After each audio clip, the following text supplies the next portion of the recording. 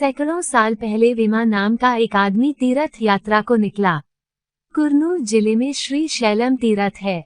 पहाड़ी पर शिव मंदिर है, जिन्हें वहां मल्लिकार्जुन कहते हैं।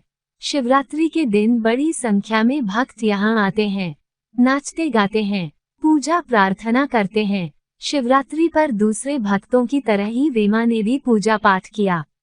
अगले 1-2 दिनों में सभी भक्त अपने अपने घरों को लौट गए। वेमा वहीं रहा। वह मंदिर के आसपास घूमता रहता।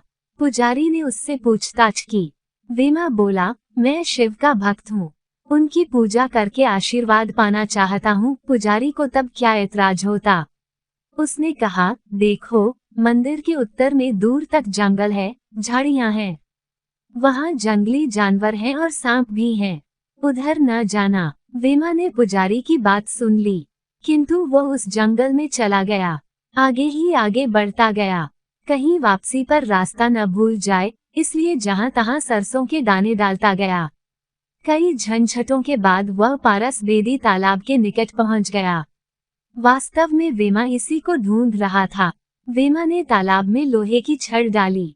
अरे वाह, वह तो सोने की हो गई। उसने तालाब के जल में से 2 घड़े भर लिए, फिर वहां से लौट पड़ा। सांझ होने तक वह अनुमकोंडा गांव में जा पहुंचा। वहां उसने दोती अल्दा रेड्डी के घर पहुंचकर रात भर ठहरने को आश्रय मांगा। रेड्डी ने उसे घेर पशुशाला में ठहरने को कह दिया। वेमा ने अपने घड़े कोने में छिपा दिए। वह भोजन की तलाश में चला गया। उसी समय पशुओं को चारा डालने के लिए रेड्डी घेर में आया। उसने अंधेरे में देखा कि कुछ चमक रहा है। पास जाकर देखा कि कोने में रखे हल का एक हिस्सा घड़े से छू रहा है। वह सोने का हो गया था। रेड्डी के दिमाग में जैसे बिजली दौड़ गई।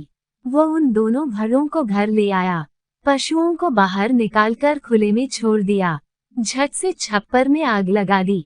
जरा देर में ऊंची ऊंची लपटें उठने लगी। तभी वेमा वहां आया। वह अपने घड़े तलाश करने लगा।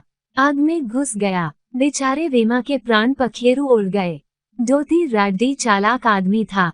धरी धीर पारस के जल से सोना बनाता गया, पर किसी को उसने दिन दूनी रात चौगुनी बढ़ती दौलत के बारे में हवा नहीं लगने दी। खेत खरीदे, घर खरीदे और पशु खरीदे, खूब धनवान हो गया। किंतु दिनों दिन उसकी मुसीबतें भी बढ़ती गई। रेड्डी अपना भेद किसी के सामने खोल नहीं सकता था। बच गया वो और उसका एक बेटा। रेड्डी बीमार रहने लगा। एक रात उसने सपना देखा। भयंकर वेमा उसके सामने था। रेड्डी ने उसे वेमा का भूत समझा। उसने रो रोकर उससे माफी मांगी। तब वेमा ने 2 शर्तें रखी। मेरी सोने की मूर्ति बनवाओ, कुल देवता की तरह उसकी पूजा करो, तुम्हारे परिवार के सभी लोग अपने नाम के साथ वेमा जोड़े। इन दोनों शर्तों का पालन करोगे तो तुम्हारा परिवार फूले फलेगा, 100 वर्ष राज करेगा। रेड्डी ने दोनों शर्तें मान ली। उसने अपने परिवार के मंदिर में वेमा की सोने की मूर्ति स्थापित की। अपने लड़के के नाम के साथ वेमा जोड़ा।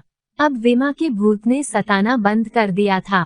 रेड्डी का परिवार खूब संपन्न होता गया।